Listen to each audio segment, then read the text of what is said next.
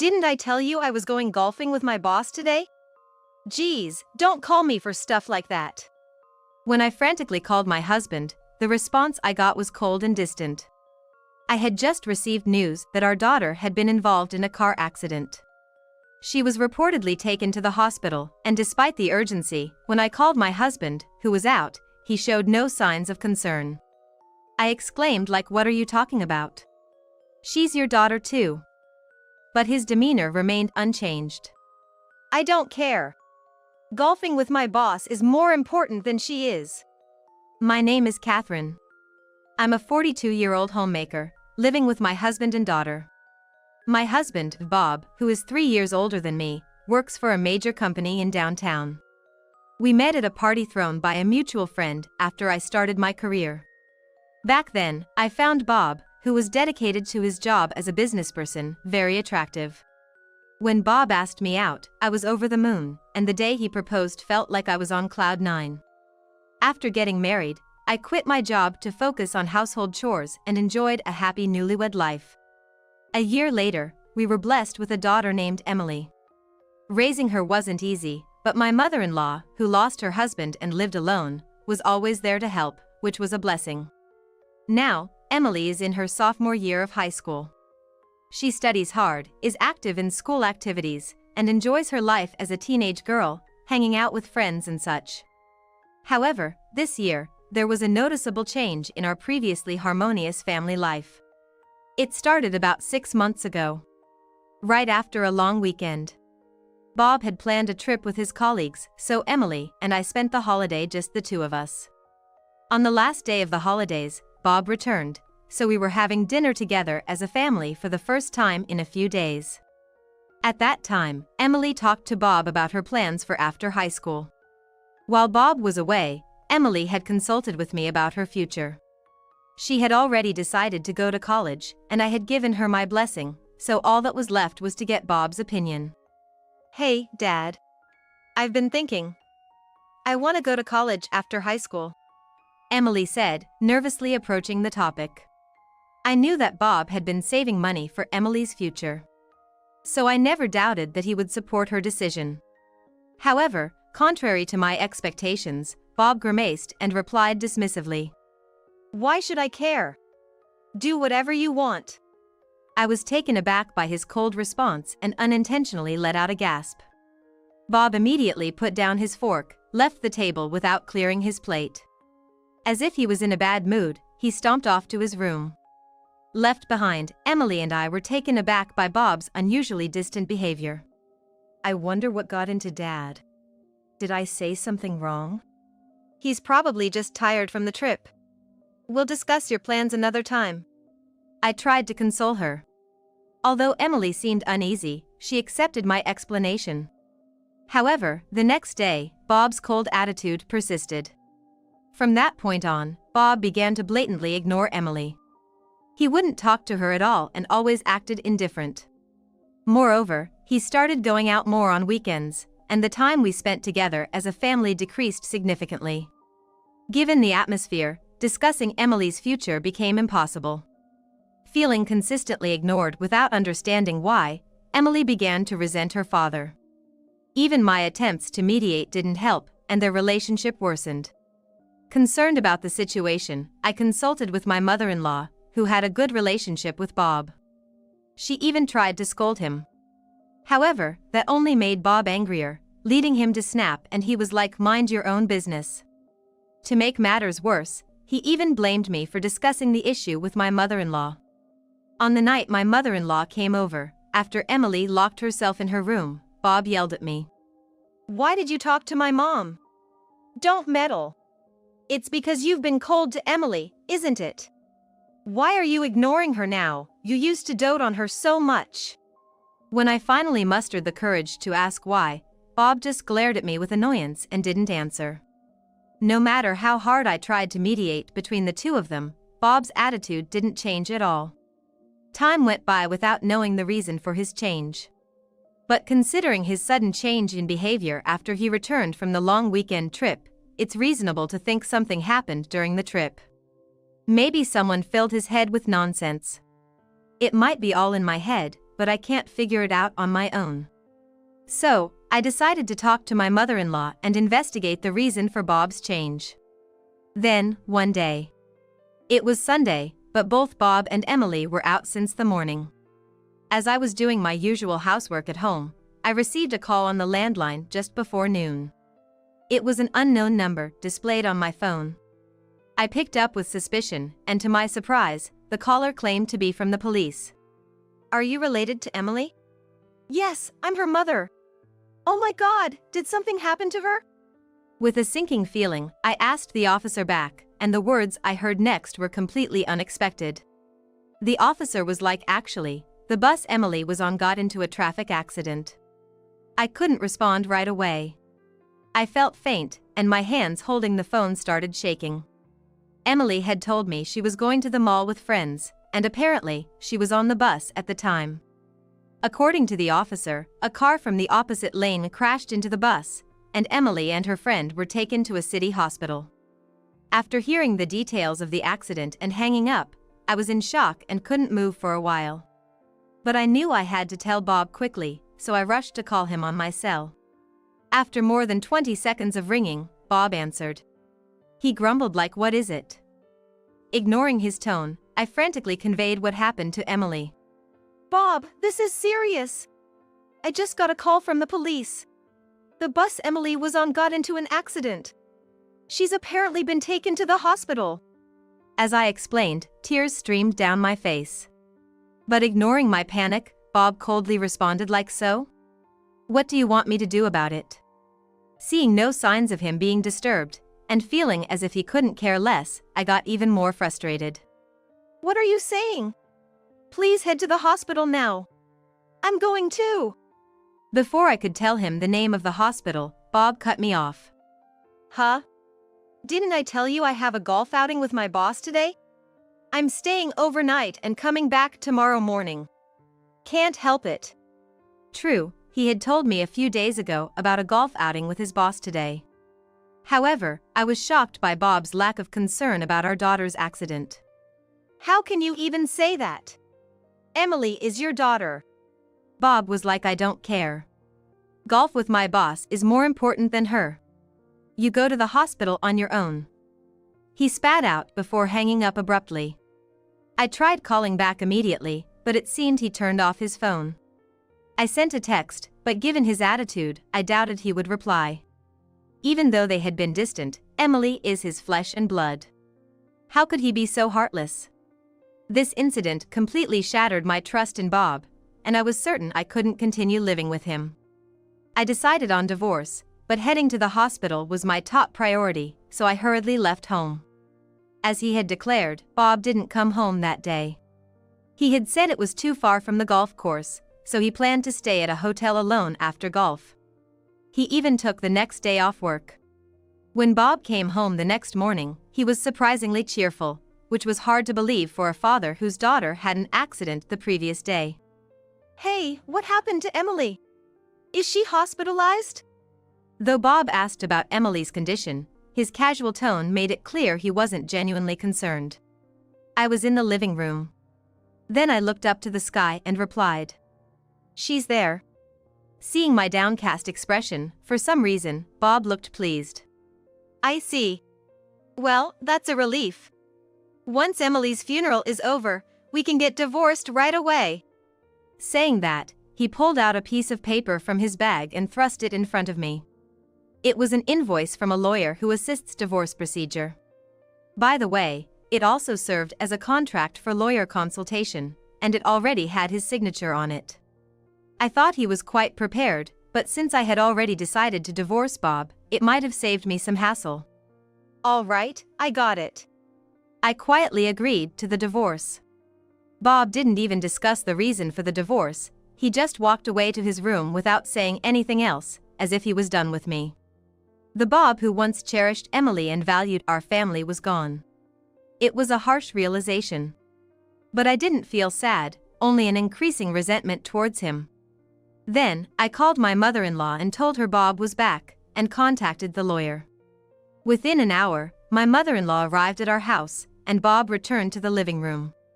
As soon as my mother-in-law saw Bob, she approached him with tears in her eyes. Bob, what were you doing when your family needed you the most? I never thought you'd be this cold-hearted. Even when scolded by his mother, Bob didn't show any remorse. Instead, he was like, I had prior commitments, what can I do? And it was all her making a big fuss, looking at me with a mocking attitude. He continued, like, I've been dying to get divorced. With Emily gone, I feel so relieved. Now, I can leave without any regrets, speaking ill of not only me but also Emily. I couldn't stand it any longer. Enough is enough, I shouted, thrusting a few pictures at Bob. The pictures showed a man and a woman closely together, looking intimate. The moment he saw the pictures, Bob's face turned pale. The man in the pictures was unmistakably Bob. Where did you get these pictures? Stammering, I told him calmly. They were taken yesterday afternoon. Weren't you supposed to be at a business golf outing? Instead, you were with a young woman. What were you up to? Confronted, Bob averted his eyes with a frustrated look. These pictures were taken less than an hour after I called about the Emily situation. Bob began to make excuses, like she's just a colleague from work. We just went golfing together. I sighed in disbelief. Golfing in such fancy clothes? I don't think so. I already know you're cheating, so save your breath. The word cheating made Bob's face stiffen. His inability to deny it immediately was telling. But this wasn't the first time I learned of Bob's affair. Recently, he often left the house without telling where he was going. So, after discussing with my mother-in-law and getting some financial help, I had hired a private investigator. The investigation revealed that whenever he went out, he met the woman in the photos, exposing his affair. His so-called business golf was a complete lie, and he probably stayed at a hotel with his lover. I have more evidence of your affair. I even have a video of you and that woman coming out of a hotel. Don't think you can get out of it. When I said that, Bob looked pleadingly at his mother. But she already knew of his infidelity and firmly shook her head in disapproval. To cheat and not even visit Emily in the hospital, and then to selfishly rejoice thinking she's dead. I don't know how you'll face your father. My mother-in-law said this with a mix of anger and sorrow. Bob froze in shock, his mouth agape. Wait, isn't Emily dead? I explained to a bewildered Bob, like, don't jinx it. You misunderstood. She's very much alive. The injuries from the accident were just minor scratches. Emily was taken to the hospital yesterday, but she was fine and had no major injuries. The accident wasn't severe, so she came home the same day. Bob misunderstood my comment, looking up to the sky, she's there, and assumed Emily had passed away. Emily is on her school trip as planned. She'll be landing soon. A school trip? Bob was taken aback, his eyes wide. Bob, who didn't care about his daughter, had completely forgotten about Emily's school trip. The trip started today and was for 3 nights and 4 days. Emily had gone shopping for it yesterday. The doctor had said that there wouldn't be any issues with Emily going on the school trip, so she left as scheduled this morning. When I told Bob that Emily was up in the sky, she was probably boarding the plane. I used those words to indirectly blame him for not worrying about our daughter. Oh, that's what happened?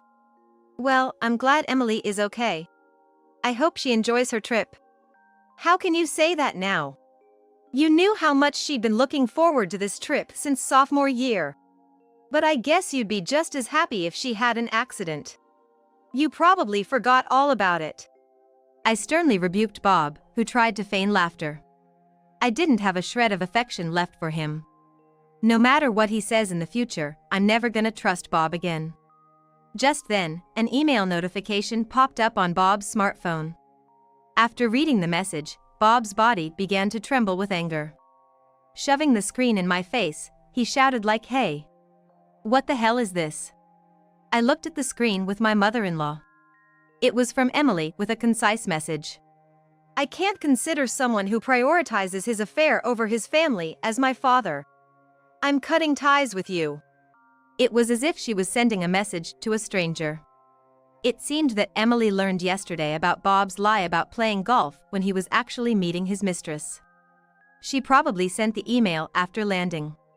Being bluntly disowned by his 17-year-old daughter, Bob's face, which was pale just moments ago, turned a deep shade of red from shame and anger.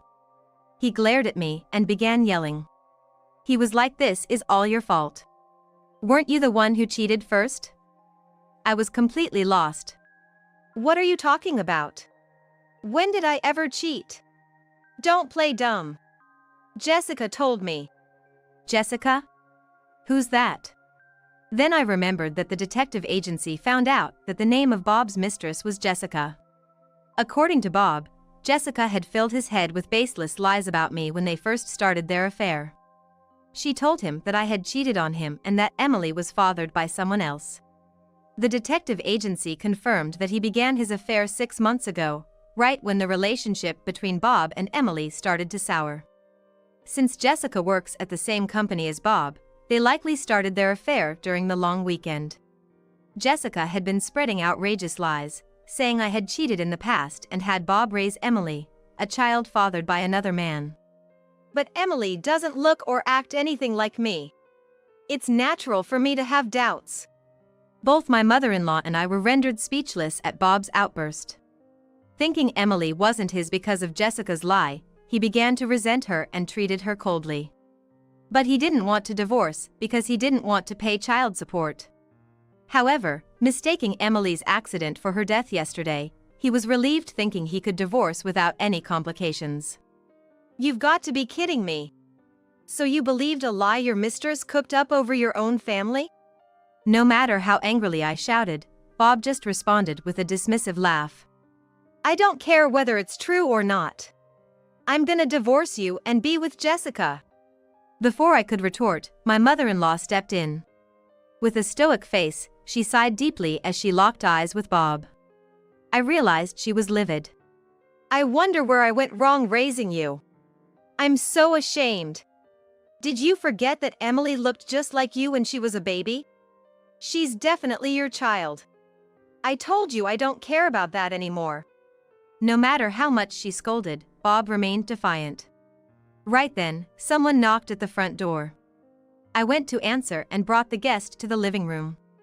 Bob looked puzzled. The visitor was a man in a suit, around our age. Bob rudely asked, like, "Who the hell are you? Are you her lover or something?" Unfazed, the man handed Bob his business card with a smile. Bob accepted the business card with disbelief, but the next moment his eyes widened in surprise as he read. A lawyer? Yes, he was the lawyer I had hired with the help of my mother-in-law. I had consulted him about Bob around the same time I had the detective agency investigate. I had asked him to come over yesterday, anticipating that Bob would do something rash given the situation with Emily. I suspected it had to do with Emily, and I had a feeling Bob might have done something unthinkable. I told Bob, like, "Call your mistress over right now." Bob started panicking and was like, "Why would Jessica be involved?" At this point, the lawyer chimed in like, "It's quite unreasonable to say she's not involved. Call her now." Bob had no comeback to that. Realizing he had no way out, Bob begrudgingly contacted his mistress. About 30 minutes later, a young woman arrived at the house. Jessica looked like she was in her 20s and probably took a personal day off from work, just like Bob. She approached us with a disgruntled look. What's this all about? I've got nothing to do with your family issues. Despite Jessica's refusal, I told her that I was divorcing Bob and that even if she stayed with Bob, he'd have to pay child support to Emily, who was about to go to college. What? I have nothing to do with this. She insisted she had no involvement, but the lawyer promptly responded. We have plenty of evidence of the affair. Plus, you fed Bob some nasty lies which resulted in irreparable damage to Catherine and her family. That's defamation, and we could sue you for it. By the time the lawyer finished explaining, both Bob and Jessica had turned pale. Realizing they were out of options and not wanting a court battle, Bob agreed to pay child support properly. We went through a divorce. Later on, I heard that Bob's company found out he had been using his boss as a cover for his affairs. The whole company was appalled by the way he handled the situation, especially when they found out he pretended to be happy about his daughter's fake death. Exposing his true nature led him to resign from his position. Trying to find a new job proved difficult as word of Bob's misconduct had spread within the industry. Although he managed to find part-time jobs, his pride got in the way, and he constantly had issues with colleagues, which led him to quit frequently. The savings set aside for Emily's future had already been spent on his affair with Jessica. Soon after our divorce, the two broke up, and Jessica apparently quit her job too. But now, that's none of my concern. Struggling, Bob turned to his mother for help, but was denied. He even tried to cozy up to me and Emily. He was like, "Please, I was wrong. Let's start over, the three of us." Of course, we rejected him. We blocked his contacts and moved to a new place with the help of his mother. Now, his mother lives near us, and we continue to maintain a close relationship. I have no idea what became of Bob, and I never want to be involved with him again. Freed from the stress of the troubled relationship with his father, Emily has been thriving in high school. Now, as a senior, she got accepted into her first-choice college. Congratulations, Emily! You did an amazing job. Thanks, Mom. It's all because you and Grandma supported me. Emily responded, tears streaming down his face. Since the college is commutable from our home, we plan to live together as we always have. I managed to find a job shortly after becoming a single parent and now work full-time. We have enough savings to cover Emily's tuition. I'm hoping for a bright future as we move forward, living happily with our family.